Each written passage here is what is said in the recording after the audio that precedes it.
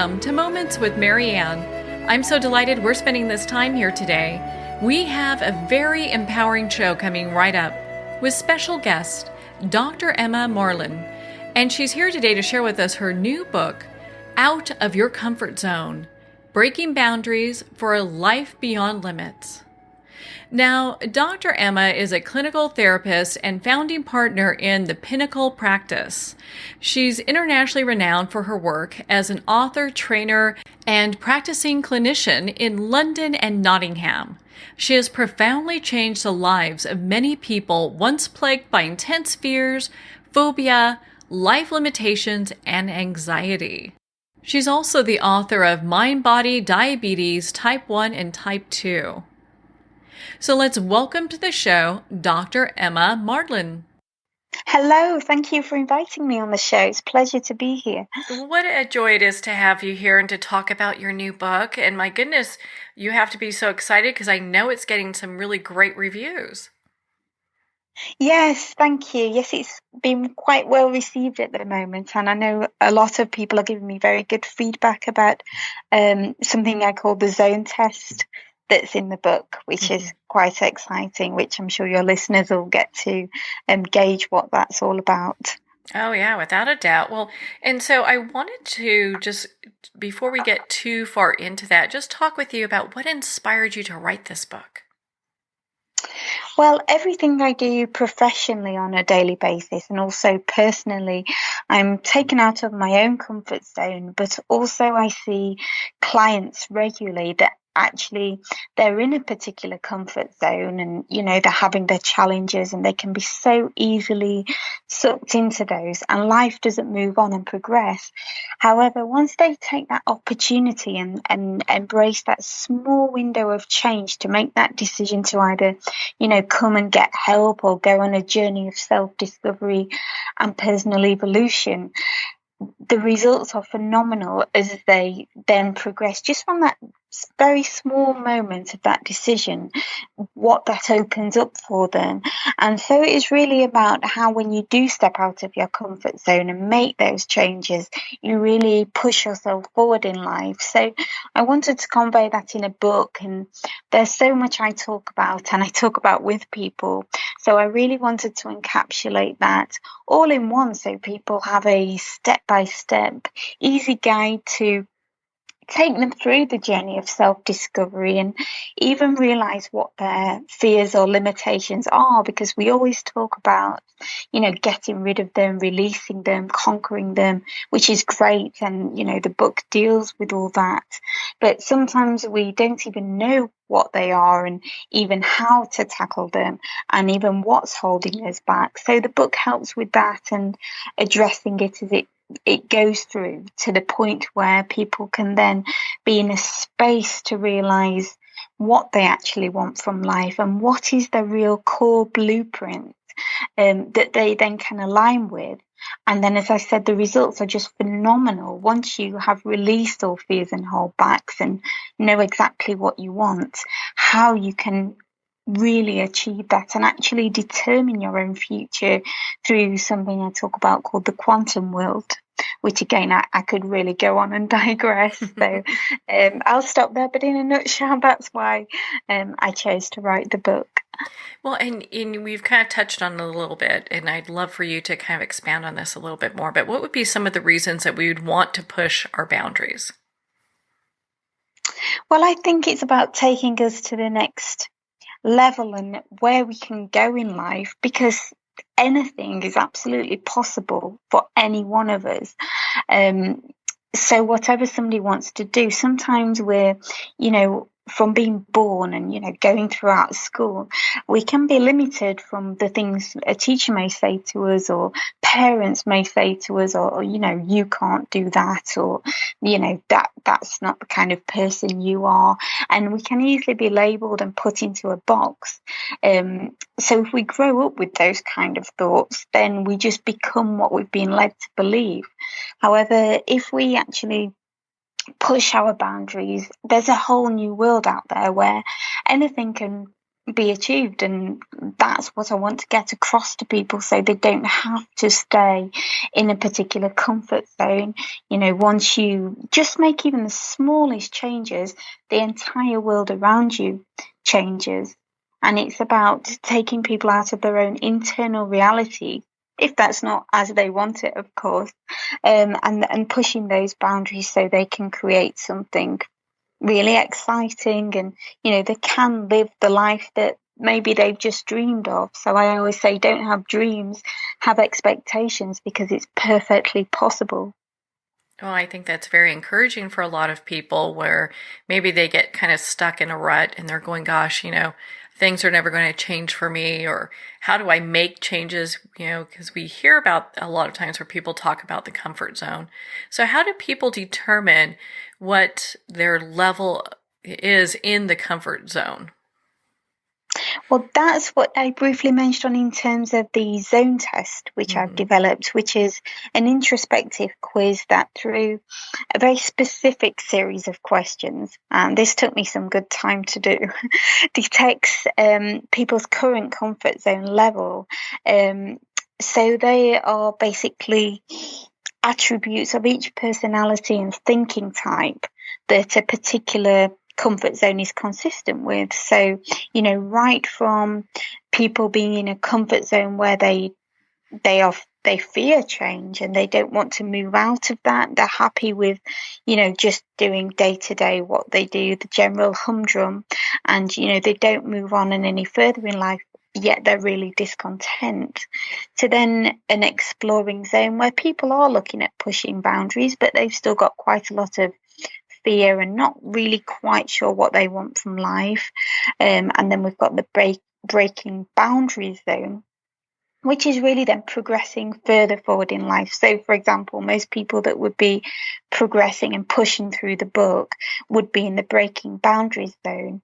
But that takes us then right to a zone 0 personality, which is something I focus on throughout the book, in terms of a personality that has an unstoppable mindset, that really goes out there, has achieved what they want to achieve. And that's not to say they never have problems, curveballs, or challenges that come their way, but what they don't do is fear them.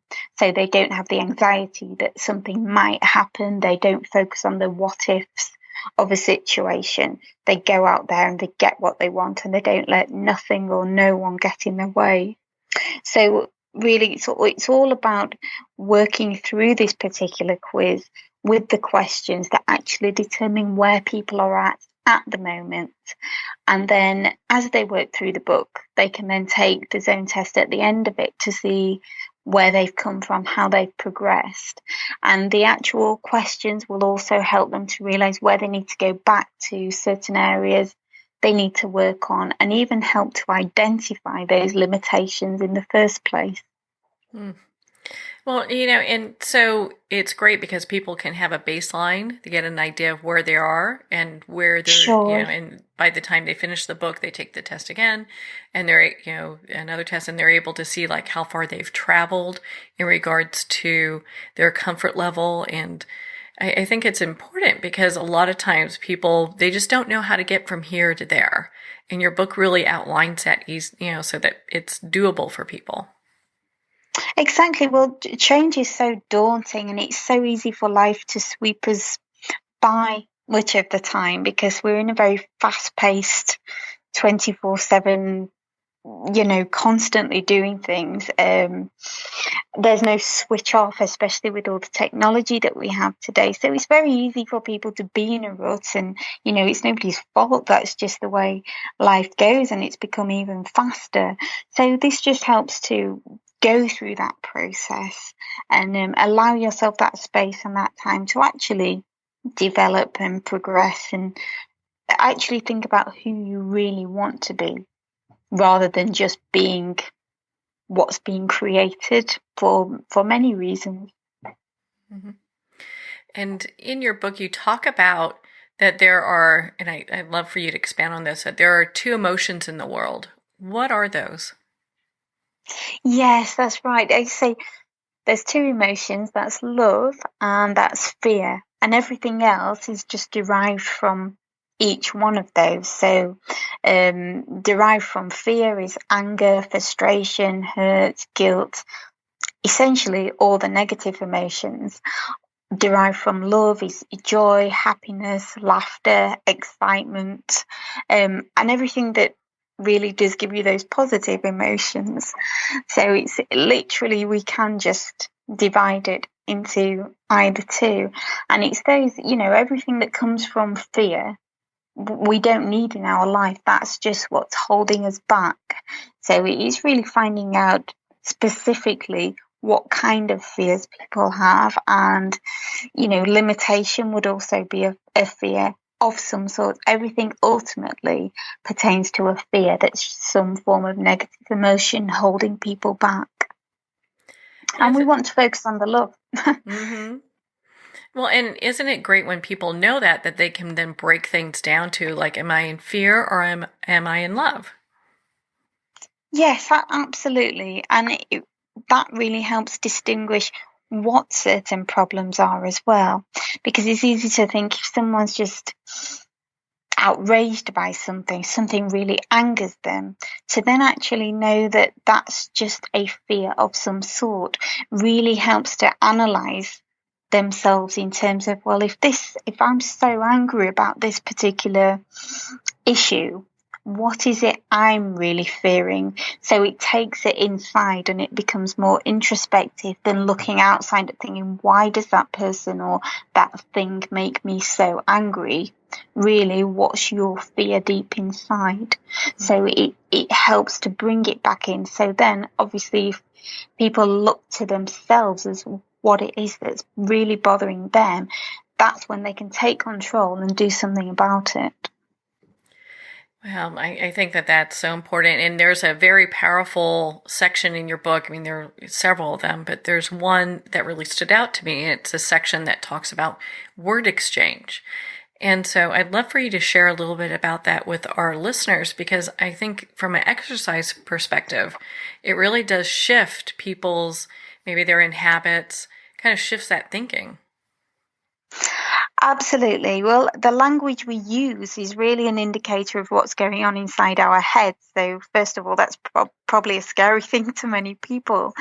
But yes, so take things like problems. A lot of people will say, oh, I have this problem, I have that problem.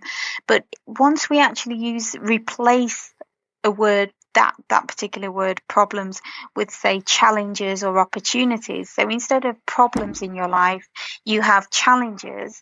That helps to actually shift our thinking, because a challenge implies something that we can actually get over. So it no longer becomes a problem, it's something solvable. It's just a challenge, it's just a hurdle, something that we can actually get over and find opportunity in. So the word exchange is taking what I call negative words, words that have a more negative connotation to them, and replacing them with power words, words that have a more positive connotation and help us to see things differently just by the use of language. So anxiety is a big one. So a lot of people, especially on social media, will say that, they have anxiety, they're very anxious about something.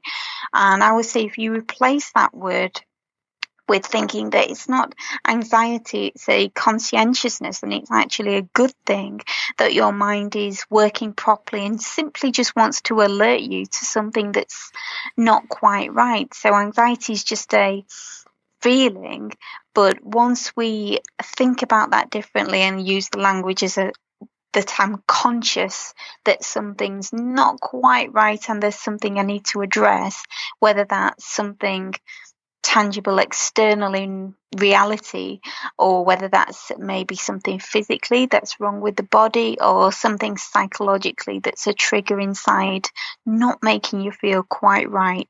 So you can see already how just a change in language helps you to think differently and have a more positive outlook on things. But as I said, there's the word exchange is a whole list of words I have that are common negitude words that I've observed that people use a lot of, me included sometimes, because we're kind of programmed from, being very young to use certain words. And this is really about replacing them with the positive power words to have a different take on life. Do you find when people do that things start to make immediate shifts? Yes, definitely. You can actually feel the energy. As I said, the big one of the most common examples is problems. If you think you're weighted down by problems, or do you have a few challenges? Mm-hmm. You can feel the energy in terms of, how a certain word makes you feel heavy and negative, or how a certain word makes you feel positive and creates more energy and hope, I guess. Well, when you look at problems as, something that's more, that provides more of an opportunity, I mean, then it becomes this problem solving issue. You kind of look at it in a different light. You're like, well, there's something here that's a benefit for me. Yeah, exactly. I think especially in the early part of the book, I talk a lot about something called reframing, which is essentially taking some pretty negative things and spinning them round into a positive. And the book goes through a lot of how you can see things differently, and the ways to do that, the actual how to do that. Because a lot of the time, especially in my industry, people say, well, turn it round and, look at the positives, but they don't often explain actually how to do that. So the book does thoroughly give lots of ways to change habitual thinking, because like I said, we can all get used to using certain negative words, but once we condition our minds for the positive words and the positive use of language, that actually shifts and alters the brain chemistry. So it is actually a scientific way of how using language actually shifts the biochemistry of the brain to actually feel more positive as well. So there are lots of benefits there. Well, I'm so glad that you have that outlined in the book. It's the first time I've seen that in a book, and I was really delighted to see it. It's really, I think, helpful for people to make those associations and then those shifts. It's like, okay, well, if I have problems, what am I, replacing that with? And you give them examples what they can do. Sure. Well, some things on the face of it would seem very simple, but yet it's those simple things that aren't actually done. And sometimes the tiniest changes make the biggest difference, because it's a start. It opens things up to change. And actually, change is one of the most feared things. People do actually fear change itself. So, just starting incrementally, and that's how the book starts, with keeping things more simple, building. We have the resilience builders that help increase confidence and get people making those small changes that then go on to create the huge, enormous changes that people can affect in their lives. Well, and you touched on this earlier, and I'd love for you to kind of explain what this is. You touched on true core blueprint. So, what is that? That's what you're actually meant to be or meant to do in terms of deep down what you really want to do. So, an example of this would be when I was 14, I was told I would make an excellent barrister. So that went in my mind, and I thought, oh, great! I was told I was going to be good at something, so yeah, I'll go down that route. And right up into going to university and going to law school, I thought, yeah, I want to be a barrister. And actually, that was because it was something I was told I would be good at, rather than actually what I wanted to do. When I think back to then when I was really little and what my actual personality is like, I really wanted to be a doctor, to go on and to help people in different ways. So that actually was my real core blueprint to go on and to help people, whereas being a barrister was something I got sidetracked with because somebody told me I was good at it. Now, if I look at why I got sidetracked off my blueprint, that was because at the time I had more lower confidence. So being told I was really good at something at school was exciting for me, and that's what swayed me, but it wasn't really my core blueprint. So it's going back to roots and finding out, your core personality, what you really want to be. If you had no limitations, holdbacks, or comfort zone, who or what could you be? And that's really what we're talking about with core blueprint. That's so important, because I think everybody has a story like that, where someone has told them, you'll never be good at this, or you'll be good at this. And so it's all this programming that we have from other people, and a lot of times they're well-meaning, that have kind of spoken words in our life that we've taken as truths. And so when we look at those and go, gosh, what is it that I really want to do, which you talk about in your book, helps people to really kind of navigate through those and really see what the possibilities are for themselves. Yeah, absolutely. I mean, how many people are, say, medical doctors because their parents are medical doctors, but they have no enthusiasm for the job? And it's a hard job to do. You have no enthusiasm. But I've met lots of medical doctors where they will just go on and in a mundane fashion, and you can just see the passion's not there. They don't really enjoy the job. And occasionally I've actually asked, out of interest, to your parents doctors? Because they've said, oh, yeah, they are. They think it's a strange question. But then most people think I am strange. So that's nothing different. But finding out is really interesting, because it tells me a lot in terms of they're doing it out of a necessity, or because their parents wanted them to do something, rather than their actual choice. You see, they may be doing something like medicine when actually they've got a real passion for something totally random, something maybe like archaeology or something, and really wanted to study history or, the arts rather than the sciences. And because they've been swept along, especially in a career like that, as you can imagine, then, when have they had the time to really think, actually, what's my core blueprint? What do I really want to do? And all the person experiences is being discontent and unhappy. They don't really know why or what that's all about. But the book helps to go on this journey of self-discovery and realize who you are and who you want to be. And once you take those limitations and holdbacks and fears away, everything becomes so much clearer. In your book, you talk about self-awareness, and is that kind of where you're seeing it kind of blend in, where people are looking at their lives in such a way that they're really kind of pulling these things back of what other people have said and coming to kind of that core blueprint that you're talking about, and really discovering who they are? Oh, definitely. A heightened awareness is really about getting to know yourself inside and out. What triggers you have, what makes you tick, what gives you that excitement. And sometimes that may take time to even surface if it's been downtrodden that much. But I have the self-discovery model, and that's going through a series of lots of questions in different aspects of life to help a person to learn about themselves and establish about their personality, what fits with them. So even something as simple as determining if someone's an introvert or an extrovert.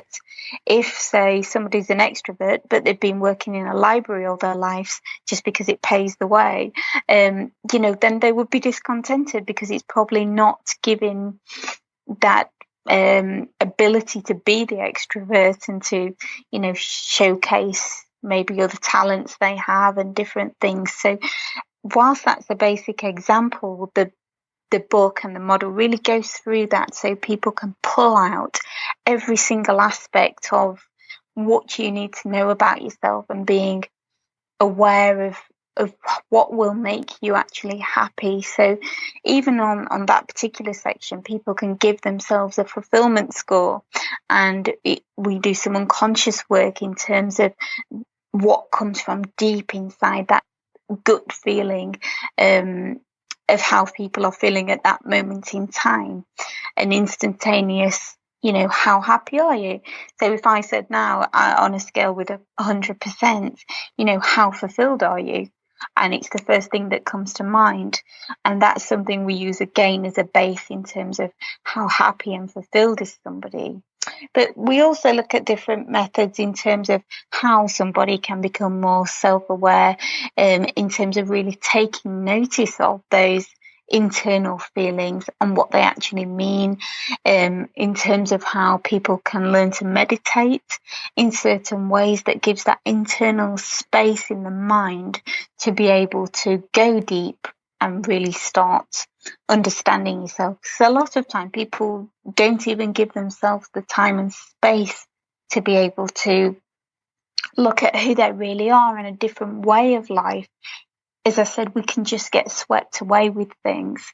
So there's lots of ways on how to develop a self-awareness that's also enjoyable as well for the process. I think, from the work I do, people really do enjoy going on this journey of self-discovery and actually finding out about themselves.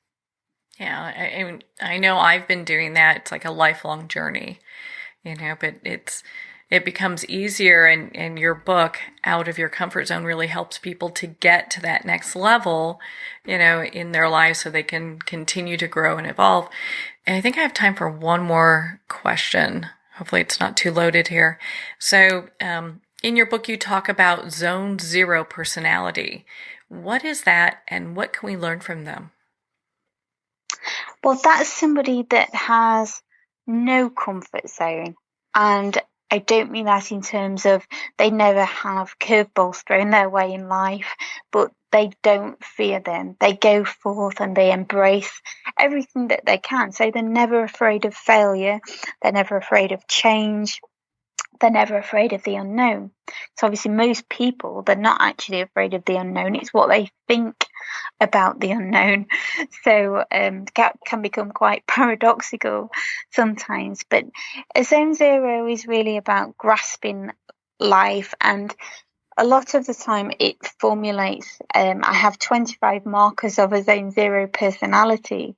So they're things that people can aspire to do, because ultimately the Zone 0 personality is what's going to give you exactly what you want and lead the life you want to lead.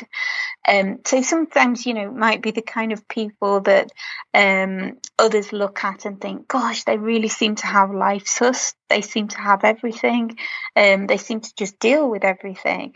They're the kind of people I'm talking about. So a very famous example would be somebody like Sir Richard Branson, Warren Buffett, people that have overcome life challenges as well. They know what they want, they go for it, and they don't let nothing or nobody get in the way. So even people that have healed themselves against the odds, they've been given terminal diagnosis and they've gone, no way, I'm going to heal myself, I'm not giving up.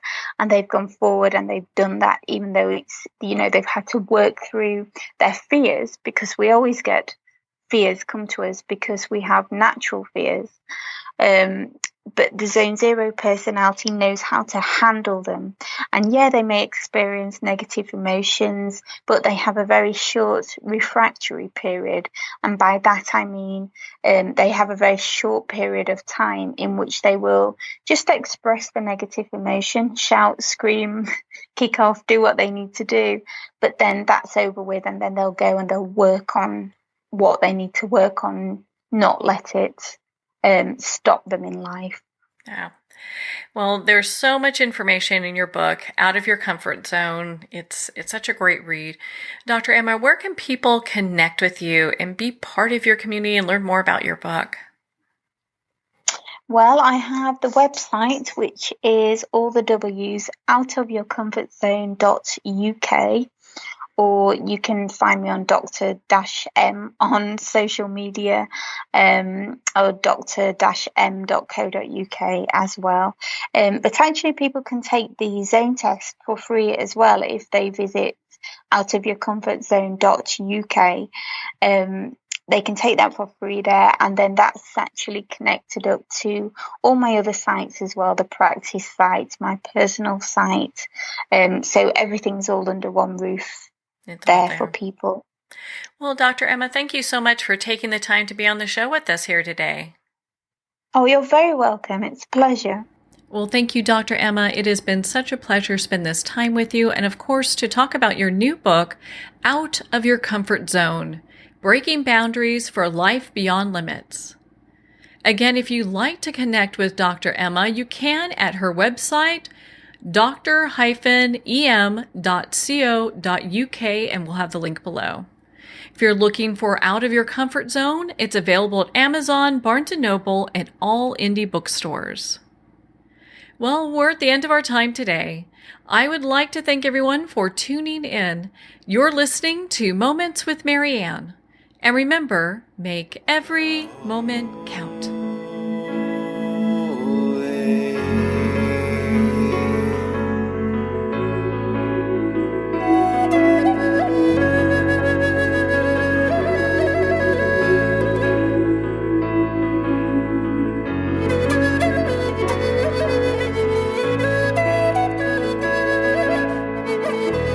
In a single moment, your life can change. Moments with Marianne is a transformative hour that covers an endless array of topics with the best of the best. Her guests are leaders in their fields, ranging from inspirational authors, top industry leaders, and business and spiritual entrepreneurs. Each guest is gifted and a true visionary, a recognized leader in her own work, and while teaching others to develop, refocus, and grow, Marianne will bring the best guest and sometimes a special surprise. Don't miss this. You never know just which moment will change your life forever. Moments with Marianne airs every Sunday, Monday, Thursday, and Friday at 8 p.m. Eastern and 5 p.m. Pacific Time. Make sure to tune in and visit momentswithmarianne.com for more information.